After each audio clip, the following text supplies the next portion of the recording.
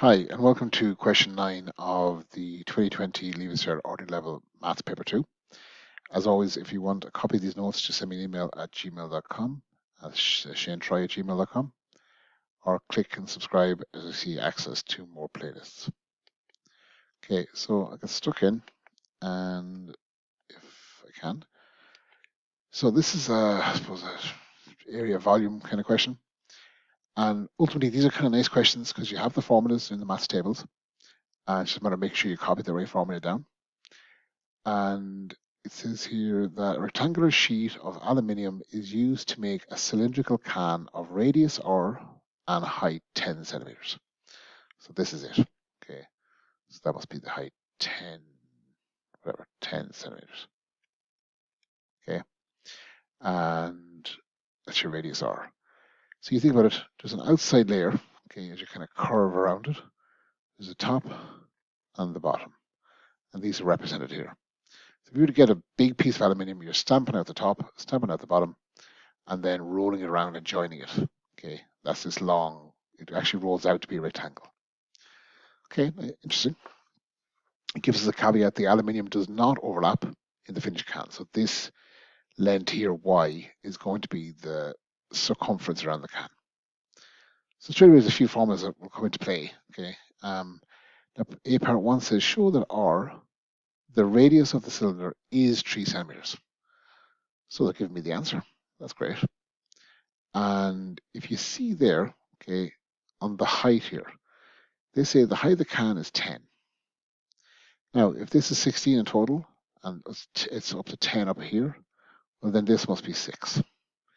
That's the diameter. So if the radius is, actually the diameter is equal to 6, the radius is equal to 6 over 2, which is 3. That's centimeters. Okay. So make sure you show your work. Part 2 there says, find the distance y. Give your answer correct to the nearest centimeter. So find this distance along here. Okay. Now, we know that the radius there is equal to 3. We know the formula for circumference or length around the circle is 2 pi r. If we know that pi is on the calculator, we only have two unknowns. If we put r in, we'll get the circumference. So it's 2 times pi times 3. Now that calculation is the same thing as 6 pi. Now that's the same thing, I have it on the next page, as 18.8495, but it does say it's nearest centimeter. So I look at my 8 and round up the number prior to it. That 8 there goes up to 19 centimeters. Okay. Now I leave part 3 here because it's a complicated one. But part 3 says find the area in centimeters squared of the waste aluminium after the top, bottom, and side of the cylindrical can have been removed from the rectangular sheet. So basically, find the area of the shaded parts, take it away from the total. Now, if you caught what's going on here, okay, the total shape is a rectangle, and the area of a rectangle formula is length times width. I know the length is 6 times pi. Okay, I know the width is 16. I have them in the wrong order here, but look, forgive me. Okay, same thing. 2 by 3 is the same as 3 by 2. And so the total area is 96 pi. Now that's unit squared, but whatever. That doesn't matter. We don't need the units till the end. Now the curved surface area of this cylindrical part here, okay, is going to be 6 pi times 10. Okay, so we know that the distance here, y, okay, is 6 pi. Okay, we worked that out back here. Times the width there is 10. So 6 pi times 10 is 60 pi. And I don't need to convert that to a decimal, because that would be an early rounding penalty, potentially. Now the area of the circles, okay, there's 2 of them, so there's 2 circles, and the area of each one is pi r squared. Now we know the r, okay, we know it's 3. So we know the diameter was 6, the radius is 3. So I can fill in the unknown there, put to the calculator, I got 18 pi. So if I add my 60 pi plus my 18 pi, that's the area of the shaded, take it away from the total area, okay, I get my actual area left over. Now that's here, I think. Okay. and that gives me, they say, okay, I'm converting to a decimal because they tell me to leave it in the nearest centimeter squared, not in terms of pi. So I need to convert that to a number. The second digit decimal place here is what, or the decimal place here is what matters. That's 5 or greater. The next number rounds up, and you get 57. Now, apologies, it feels very short on the bottom of the page there. Now, part B, part 1 here is a nice question if you get what's going on. And it says to find the volume of a spherical ice cube of radius 1.5 centimeters. Okay, so a spherical ice cube, radius 1.5. And give your answer in terms of pi's. Okay. Now, if you know the volume of a sphere, okay, it's 4/3 pi r cubed. Again, you should look up the mass tables. Very common error here. People call that 4/3 pi r squared. And it's wrong formula, wrong input. So it's heavily penalized. So make sure you look it up, even if you're sure. Okay. Now, if you put the numbers in there, okay, we know that pi is in the calculator. Okay. And the r is 1.5. That's to be power 3. So I can program that in the calculator. Okay. And just to do that for the practice. Okay. So that's 4 fraction 3 times, now I'm going to put it in brackets. I'm going to use the pi button on the calculator.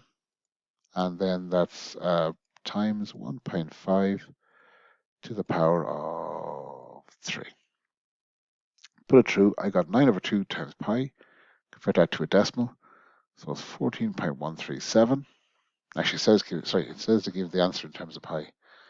So was it 9/2 pi, and the volume there is centimeters cubed. That's it. Okay, so next part there says 3 of the spherical spheres of radius 1.5 centimeter are added to the cylinder. So I could straight away go, look, 3 times 9/2 pi. Okay, that's going to be what? 3 nines is 27/2. Okay, pi. That's the volume of all 3 ice cubes. Okay.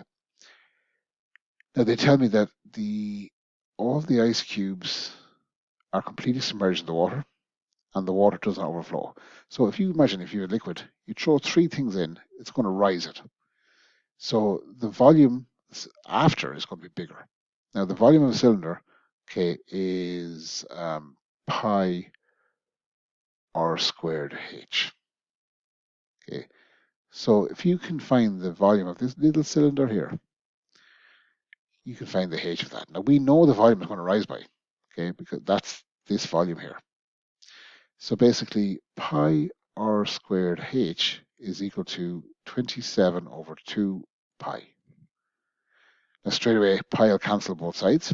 Okay, so you're left with r squared times h is equal to 27/2. Now, do we know r? We do. That's 1.5 squared times h is equal to 27/2. Now, if I bring the 1.5 squared over, now it gets a bit messy, but if I do it over here, h is equal to 27/2, all divided by 1.5 squared.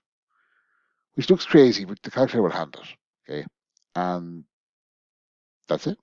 Put it through, and I have the answer on the next page. And if I recall, it was 1.102, round to 1 decimal place. Okay, so that's the same thing as 1.1, and that's centimeters because it's a length. Now, it's a nice question. Okay, the answer's here on the next page, and slightly done maybe differently. Okay, it's nice to build the question up as one big sum, then use the calculator. Okay, it's just the logic of it, just to make sure you're tracking what's happening. It is tricky until you get the hang of these questions. Once you do, I think they become very reliable mark getters. But again, I have the benefit of experience. So again, that was question 9 of the 2020 Leaving Cert Ordinary Level Maths, okay, paper 2. And best of luck, and hope they're of use to you. If you want the copy of the notes I'm working off, send me an email at shanetry@gmail.com. If you click and subscribe, you get access to more playlists. Okay, hope you helped.